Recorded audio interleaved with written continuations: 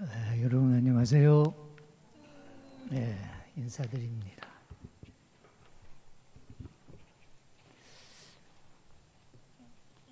오래간만에 여러분들을 이렇게 뵙는 것 같습니다. 아마 이번 학기 들어서 처음인 것 같아요. 여러분들 반갑습니다.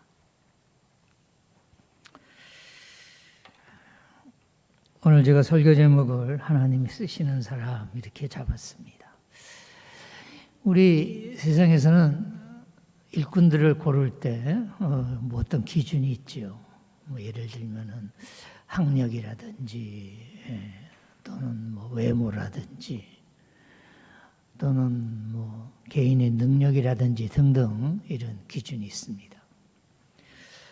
하나님께서도 하나님의 일꾼을 부르실 때 보시는 것이 있습니다. 그런데 세상의 기준하고는 전혀 다른 거예요.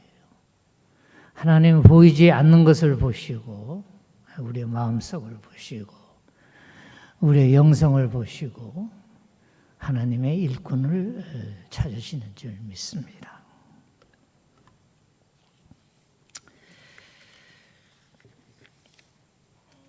이스라엘에 이런 속담이 있다 그럽니다. 하나님은 부서진 것을 사용하신다. 쉽게 얘기하면은 사람에게 적용한다면 하나님은 겸손한 그런 태도, 그런 심령을 원하신다. 그런 뜻이 되겠어요. 그렇습니다, 여러분. 곡식 알갱이가 부서져야, 가루가 되어야 반죽을 하고, 그래서 과자도 만들고 떡도 만들지요. 포도도 마찬가지입니다. 짓눌러 으깨져야 거기서 즙이 나오고 또 우리가 주스도 만들죠. 사람도 마찬가지입니다. 하나님께서는 자신을 자랑하는 그러한 뭐라 그럴까요? 자녀들을 선택하여 사용하지 않으십니다. 오히려 자신을 내려놓고 겸손하게 때로는 깨어지고 부서지고 또 낮아지는 그런 영혼들을 통해서 하나님의 역사를 이루시는 줄로 믿습니다. 여러분, 겸손에 대해서 좀 성찰하세요. 겸손.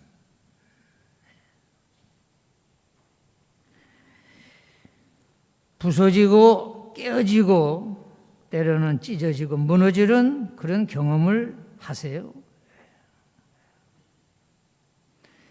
자존심이 강한 사람들은 참 그러기가 어렵죠. 자신의 이미지를 중요하게 여기는 사람은 반대로 목에 힘주고 허리에 힘주고 목소리에 힘주고 자신을 드러내려고 하죠.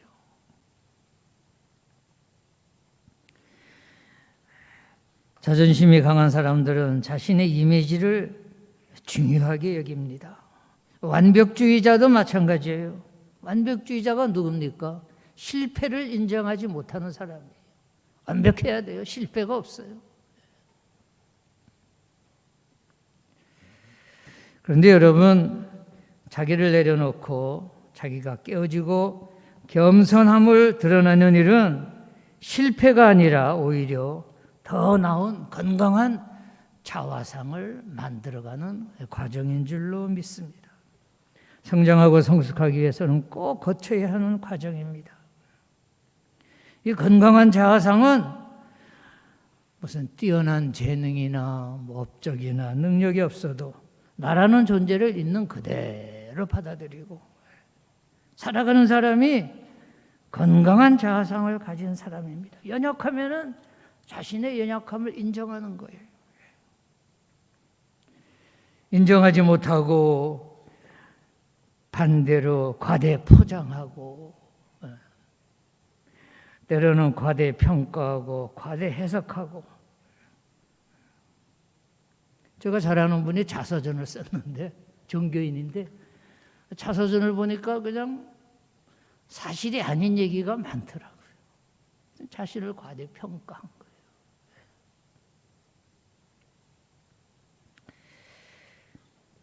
여러분, 건강한 자아상을 가지고 정말 하나님이 원하시는 그런 인격과 삶을 살기 위해서는 자신의 한계를 인정해야 됩니다. 그래야 스스로 만족이 있어요. 자기를 있는 그대로 인정 못하니까 늘 불만이 있어요. 늘 원망이 있어요. 원한이 있어요. 나도 모르게 막 분노가 생겨요. 예.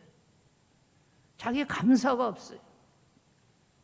오늘 제가 이 11월 달이 감사의 달이어서 감사도 조금 여러분하고 생각해 보고 싶어요. 예. 여러분, 감사는 내가 스스로 만족해야 감사가 있습니다. 불만인데 모자린데 예. 어떻게 감사가 있을 수 있어요? 말만 감사해요?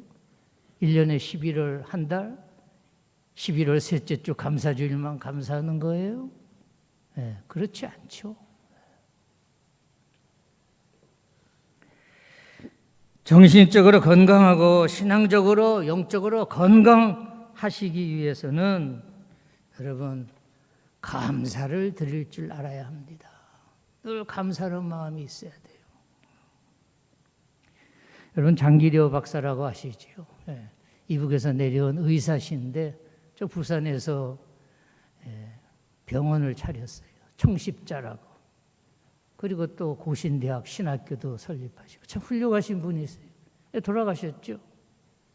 부인을 이북에 두고 와서 남한에 내려와서 의사신데 일생 독신으로 사시면서 좋은 일 많이 하셨는데 그분이 쓴 글 중에 이런 글이 있더라고요. 감사하는 일상.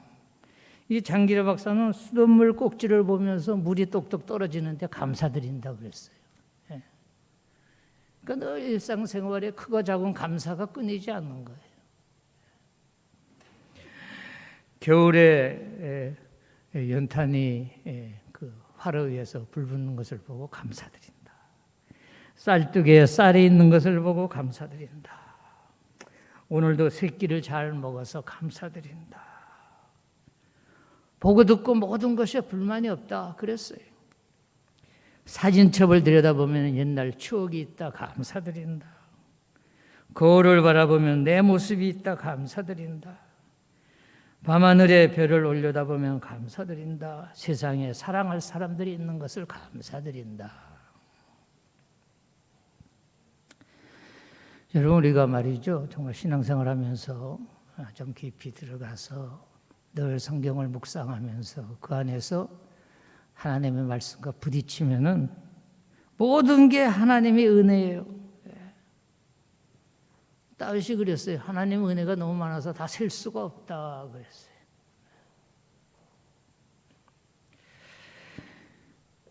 우리가 감사하지 못하는 이유가 뭡니까? 육신적인 자아가 살아있어서 병든 자아가 돼서 그래서 부족이 있고 불평이 있고 불만이 있는 것입니다. 여러분 자존심 좀 내려놓으세요. 뭐 자존심 자존심 좀 내려놓으세요. 꽃이 떨어져야 인격의 열매가 맺히는 거예요. 신앙의 열매도 마찬가지입니다. 신앙의 열매를 맺히려면은 자존심 꽃을 좀 내려놔야 돼요. 내 삶이 무너지고 뭐 자존심이 떨어지고 좀 그런 경험이 있어야 감사가 생기는 거예요. 기독교는 세상과 다른 종교입니다. 기독교는 깨어짐을 강조하고 부서지고 낮아지라고 가르치는 종교입니다. 제가 네팔에 2번 갔었어요. 선교 여행 겸 해서 갔는데 너무 아름다운 나라고 신비한 나라고 사람들이 그렇게 착해요. 한 30년 전입니다. 저도 종교인이니까 네팔에 가서 그 불교인, 힌두교인들 종교 생활을 좀 이렇게 좀 찾아봤어요. 어떤 수행자는 요만한 통 속에 들어가서 일생 거기서 살더라고요. 그렇게 고행을 하는 거예요. 그렇게 해서 자기를 극복하는 거예요. 그래서 육신을 이기는 거예요.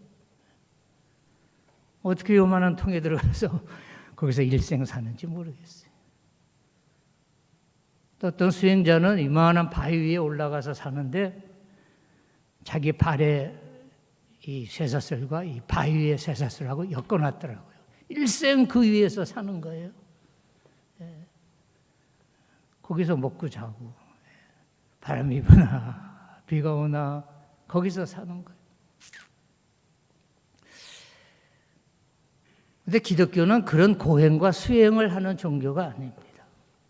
제가 사실 그 고행하고 수행하는 그분들 보면서도 제가 좀 이렇게 느낀 것이 그분들이 고행 수행하면서 그걸 자랑하더라고요. 내가 이런 사람이다. 예.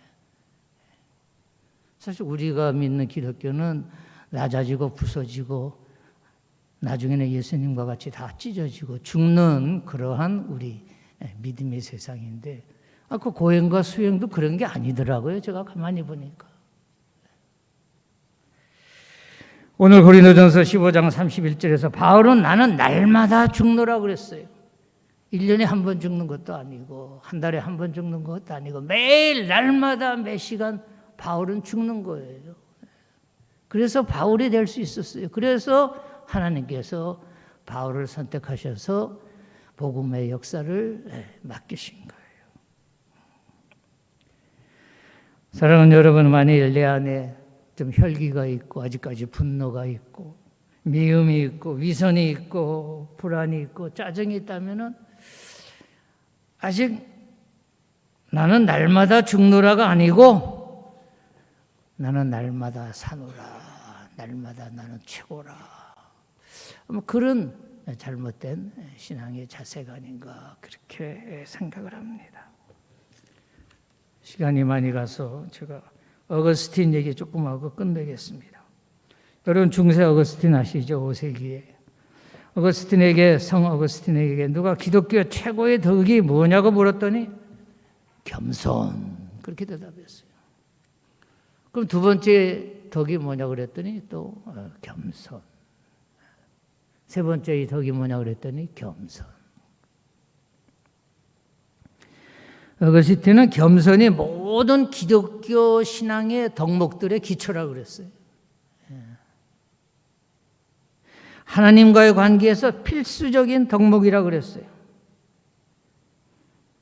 특히 어거스틴은 인간의 한계를 인정했습니다. 이 고행이나 수행으로도 안 되는 거예요. 스님들이 산속에 들어가지만 그것도 안 되는 거예요. 자기 몸을 또 갖고 들어가잖아요. 몸속에 다 죄성이 있잖아요. 네.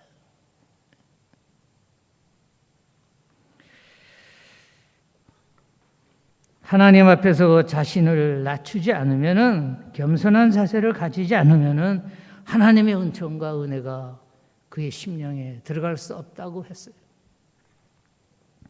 유명한 그의 고백록에서도 그는 자신의 잘못과 한계를 고백하면서 인간이 하나님 없이 스스로의 힘만으로 선에 이를 수 없다는 것을 깨닫고 그 고백록에서 강조하고 있습니다. 결국 어거스틴에게는 이 겸손이야말로 신앙생활의 가장 기초예요. 겸손해서 시작하는 거예요.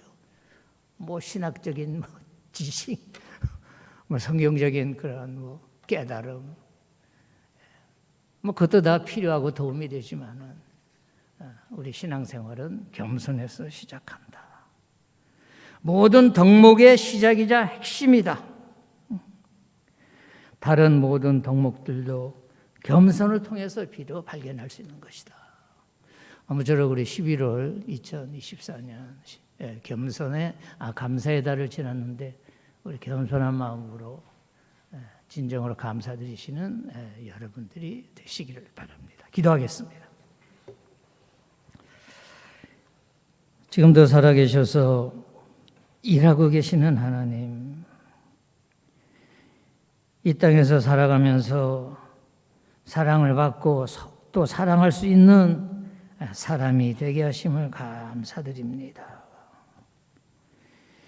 형제와 이웃들의 사랑을 통하여 지금까지 살아왔음을 고백하며 인간관계에서 참된 행복을 누릴 수 있도록 축복하여 주옵소서.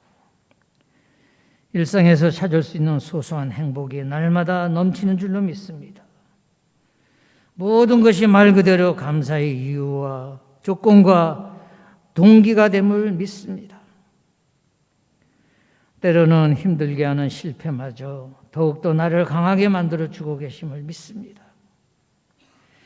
이제 11월 감사의 달을 보내며 더욱더 우리의 삶을 풍성하게 하시고 기쁨과 감사로 채워주시옵소서.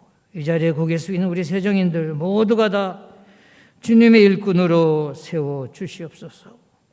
감사드리며 예수님 이름으로 기도드렸습니다. 아멘.